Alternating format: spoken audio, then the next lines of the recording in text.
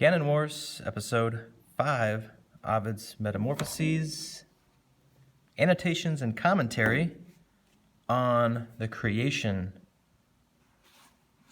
This is the text. Charles Martin translation. It's outstanding. It's luscious. I'll do a lot of reading out loud, stopping, pointing. I already have my annotations written in the text, so I'll be explaining from time to time. My purpose in this is to help you get into reading it yourself, so you can have the best experience with it, because it's pretty good. My mind leads me to speak of forms changed into new bodies. O gods above, inspire this undertaking, which you've changed as well, and guide my poem in its epic sweep from the world's beginning to the present day. This is the proem. This is a very common feature in epic poetry. He is invoking the gods' help. His endeavor is so great, so important, so large, that he needs their help and support if he's going to be able to do it justice. Milton does the same thing at the beginning of Paradise Lost, because Ovid was a huge inspiration to Milton in his great endeavor. Totally different worldview, different language. This translation, by the way, is rendered from Latin hexameter, which means 6 metrical feet per line, to 5 metrical feet, which basically means 10 beats. It's English pentameter. Sometimes it's kind of iambic, but it's not a strict iambic pentameter. Iambic pentameter, this is pretty iambic right here. A shapeless, unwrought mass of inert bulk. So the emphasis is ba-ba, ba-ba, ba-ba, ba-ba, ba-ba. Never read it that way. I'm only doing that to show where the beat is, where the music is, where the rhythm and pulse is. When you read it more like this. Chaos was its name, a shapeless, unwrought mass of inert bulk and nothing more, with the discordant seeds of disconnected elements all heaped together in anarchic disarray. But if you recount the syllables, they're 10 per line, and nothing more with the discordant seeds. And you can see here's where it's not strict iambic. So, and I do it on my hands like this. I'll just kind of show you. Like, let me see if I can do this at the same time. A shapeless, unwrought mass of inert bulk. So kind of 5 and 5. So what is this pentameter? Well, most music, when we listen to music, 4/4 is our common meter for us in 2020. Pop music is always in 4/4 meter, 2/4 meter. So 4/4 is 4 beats, and a lot of times we divide those into like eighth notes. So we got 1, 2, 3, 4, 1 and 2 and 3 and 4 and 1, 2, 3, 4, 1 and 2 and 3 and 4. It's kind of how music works. Pentameter has 5, which is some music is written in 5, and it's a great way to have a really cool swing to it. There's a really famous piece of music by Gustav Holst called The Planets.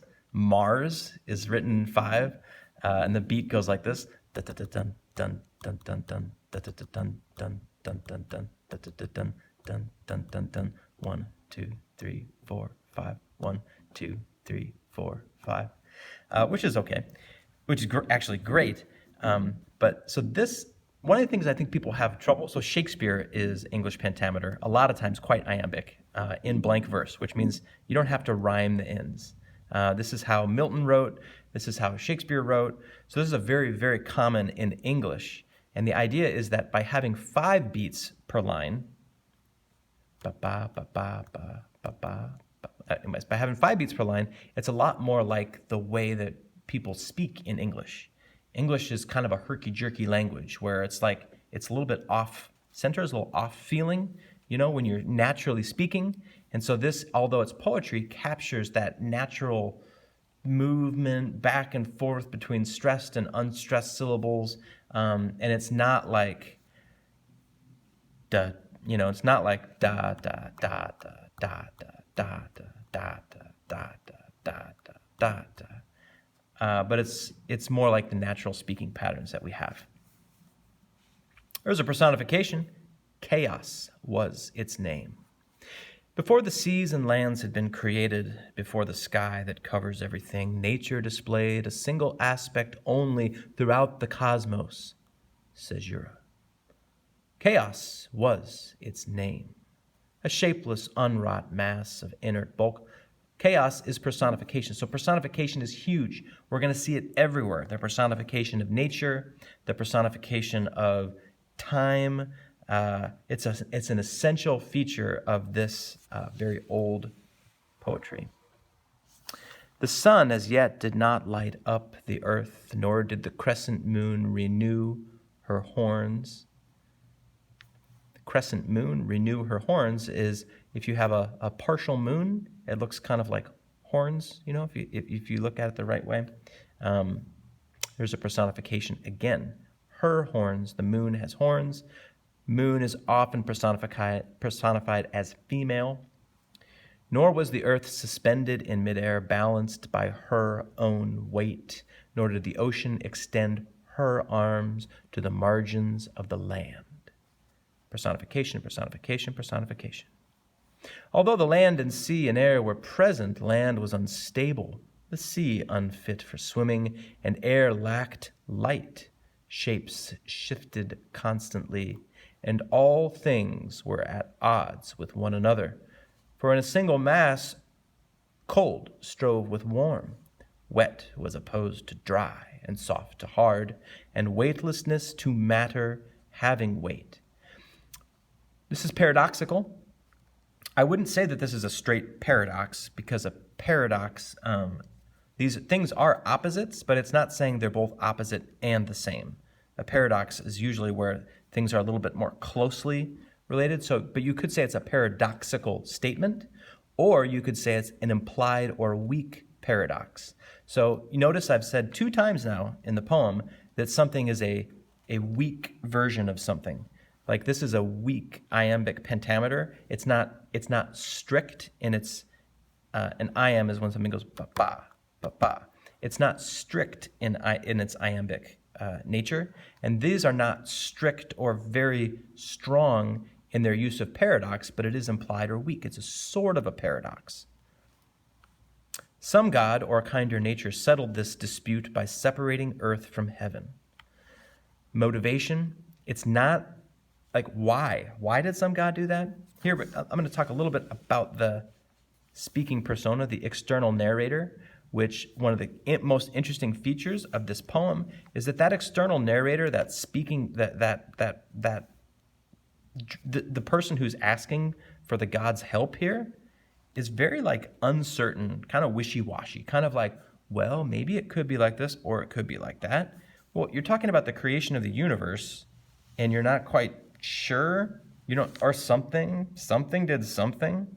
Some god or kinder nature settled this dispute by separating. And this is another key feature. Ovid is more sophisticated than Beowulf for sure in many, many ways. But Ovid is still not interested in the kinds of motivation to the depth that we'll find in Chaucer and Shakespeare. It's kind of like things just happen. Well, why did Zeus do that? Why did Zeus transform himself into this creature and do this thing? Why? The why and the motivation is not always examined to a very deep level. It's kind of like things just happen. Some god or kinder nature settled this dispute by separating earth from heaven, and then by separating sea from earth and fluid ether from denser air. And after these were separated out and liberated from the primal heap, he bound the disentangled elements, each in its place and all in harmony. The fiery and weightless ether leapt to heaven's vault and claimed its citadel. Ether is space. Vault is actually a cathedral ceiling of the sky. This is heaven's vault, so that would be the sky, and claimed its citadel. A citadel is a tower that watches over things. The next in lightness to be placed was air. The denser earth drew down gross elements. Gross. So one of the things that we do in poetry, and I'll just do it, I don't want to be super, well, I've already 10 minutes in. What have we done in 10 minutes? How long is this going to be? Poetry, and especially poetry that's part of the canon, is how language evolves and how language evolved. So that word gross, you look at that word gross and you go, wait, gross, that means disgusting? Wait, disgusting, is that what we're talking about? Ew, elements? Well, this book, and this is one of 2 volumes, has every word in every play from Shakespeare, because this is how words are defined. It's how they came into the uses and understandings that we have for them in 2020. So if you look at a single word like circumstance, well, what does circumstance mean? It could mean this, it could mean that, and here it could mean that, it could mean that. And they're slightly different. And so what we come to when we read very, very old poetry and we think very carefully about poetry is the depth of definition in words.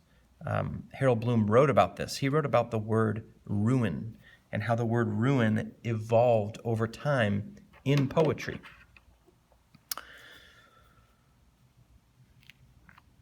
The denser earth drew down gross elements and was compressed by its own gravity. Encircling water lastly found its place, encompassing the solid earth entire.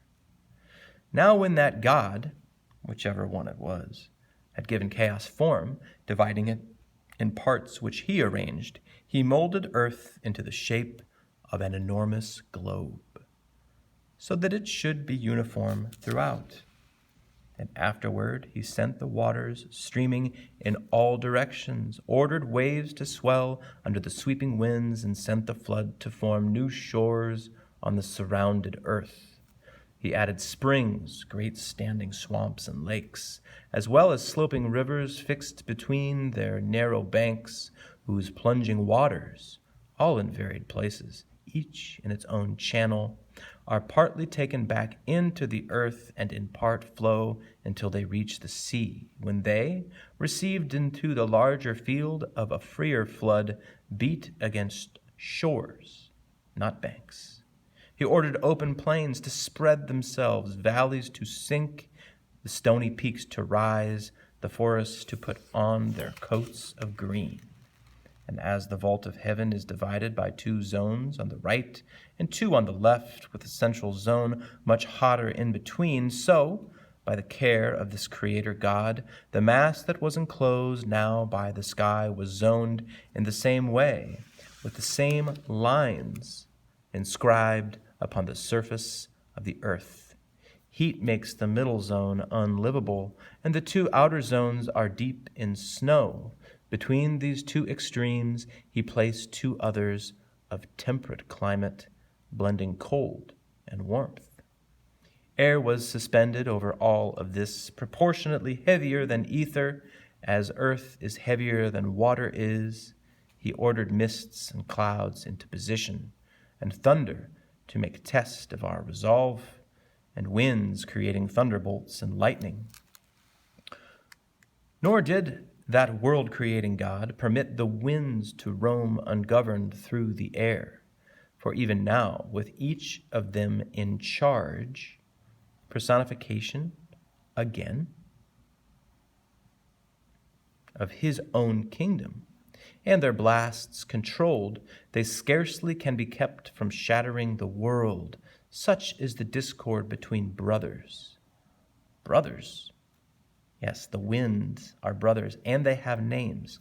So some personifications are slight, and some personifications are so intense that the thing being personified is actually has human-like characters, has a name, has a history, belongs to a family. The winds are from the same family, and they don't get along. Eurus went eastward to the lands of dawn, the kingdoms of Arabia and Persia, and to the mountain peaks that lie below the morning's rays. And Zephyr took his place on the western shores warmed by the setting sun. The frozen north and Scythia were seized by bristling Boreas. The lands opposite, continually drenched by fog and rain, are where the south wind, known as Auster, dwells. Above these winds he set the weightless ether, a liquid free of every earthly toxin. No sooner had he separated all within defining limits, when the stars, which formerly had been concealed in darkness, began to blaze up all throughout the heavens, and so that every region of the world should have its own distinctive forms of life.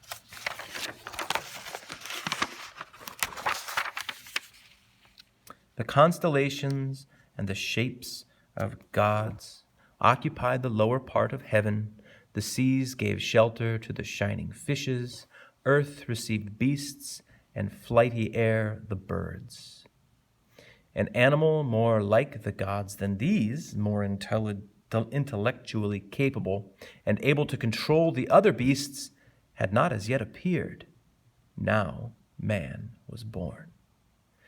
Either because the framer of things, the fabricator of this better world, created man out of his own divine substance, or else because Prometheus took up a clod, so lately broken off from lofty ether that it still contained some elements in common with its kin, and mixing it with water, molded it into the shape of gods who govern all. And even though all other animals lean forward and look down toward the ground, he gave to man a face that is uplifted, and ordered him to stand erect and look directly up into the vaulted heavens, and turn his countenance to meet the stars. The earth, that was so lately rude and formless, was changed by taking on the shapes of men. The 4 ages. These are helpful. They were not written by Ovid. Ovid's poem just runs its course from book to book to book with no subheadings. Golden, that first age, which, though ignorant of laws, yet of its own will, uncoerced, fostered responsibility and virtue. Men had no fear of any punishment, nor did they read of threatened penalties engraved on bronze. No throng of suppliants trembled before the visage. A visage is a face of a judge.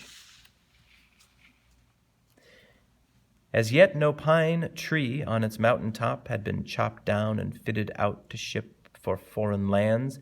Men kept to their own shores. Steep moats did not yet girdle besieged towns. There were no straight bronze trumpets, no curved horns, no swords or helmets. Without warfare, all the nations lived secretly indolent.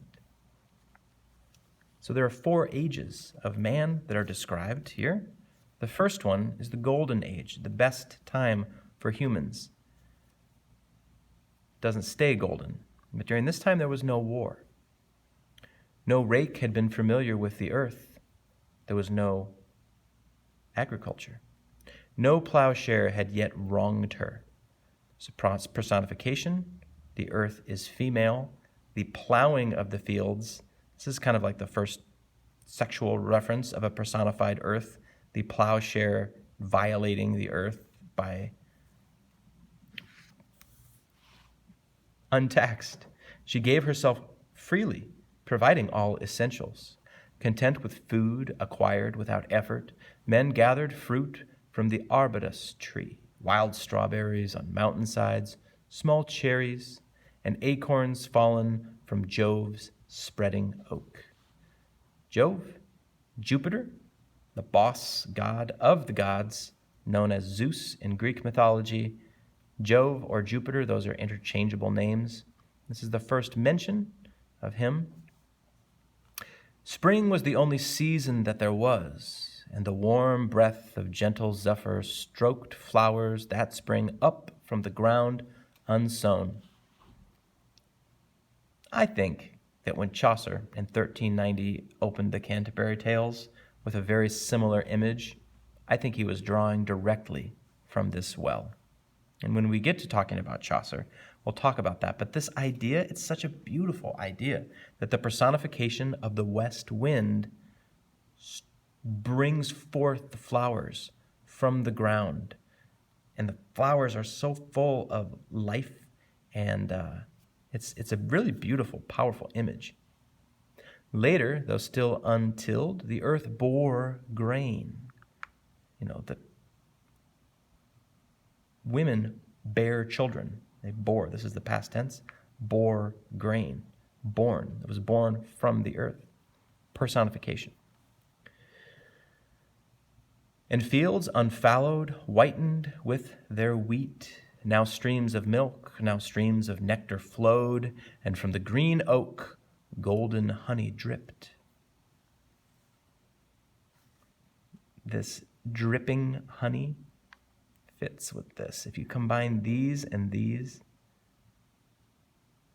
you really end up with Chaucer's opening lines. When Saturn was dispatched to Tartarus, Kronos in Greek mythology, when Saturn was dispatched to Tartarus, Jove ruled the world. The silver race appeared. So now we're in the second age, and it seems like man is different now. It's a different race of humans. The silver race, and all these are going to get destroyed eventually, several times, and then recreated. The silver race appeared, less dear than gold, but costlier than bronze. Jupiter made the ancient springtime shorter by adding onto it 3 seasons more. Now winter, summer, an erratic fall, and a brief spring filled out the 4-fold year. Then the scorched air first burned and glowed with heat, and icicles dangled in the freezing wind. Then houses first appeared in the form of caves, or crude shelters hidden in dense thickets, or huts of branches browned with strips of bark. At that time, grain was first grown in long furrows, and bullocks groaned whose shoulders bore the yoke. The third age followed with the race of bronze, so crueler by nature and much more disposed to savage warfare, but not yet corrupt. Not yet. So this is the third iteration of man in bronze, and this is all the Bronze Age gets. That's it. Sorry, bronze. Now we're moving on to the Age of Iron. And as I read this, I'll talk about it later, but something that's really important when you're reading things that are very old is to find things that matter right now. Because, oh my goodness, if it mattered then and it matters now, it's maybe like a problem that we haven't solved yet. We haven't figured it out. We haven't gotten to the bottom of it. And so we call those global issues. I call them global issues. So the global issues that we see in the Age of Iron are just slapping right across our faces. Last was the Age of Iron. Suddenly, all forms of evil burst upon this time. Of baser metal, modesty, fidelity, and truth departed. In their absence came fraud, guile, deceit, the use of violence. Can you hear how the tone has changed here? The use of violence and shameful lusting after acquisitions. Now ships spread sail. Those sailors until now knew nothing of them. Pines that formerly had stood upon the summits of their mountains turned into keels, now prance among the waves. The keel of a boat, ship's keels, now prance among the waves. And land, which formerly was held in common as sunlight is, and as the breezes are, is given boundaries by the surveyor. Now men demand that the rich earth provide more than the crops and sustenance it owes, and piercing to the bowels of the earth, the wealth long hidden in Stygian gloom is excavated and induces evil. For iron, which is harmful, and the more pernicious gold, now first produced, create grim warfare, which has need of both. A personification of war. War needs money. and iron. Now arms are grasped in blood-stained hands. Men live off plunder. So what's really being described here is almost the world of Beowulf, which is pre-classical, before reason, before justice. Stealing, plunder. And guest has no protection from his host, nor father-in-law from his daughter's husband, and kindness between brothers is infrequent. Husband and wife both wish each other dead, and wicked stepmothers concoct the bilious poisons that turn their youthful victims pale. A son goes to a soothsayer to learn the date when he will change from heir to owner, and piety lies vanquished here below. Virgin Astrea, the last immortal left on the blood-stained earth, withdraws from it in horror.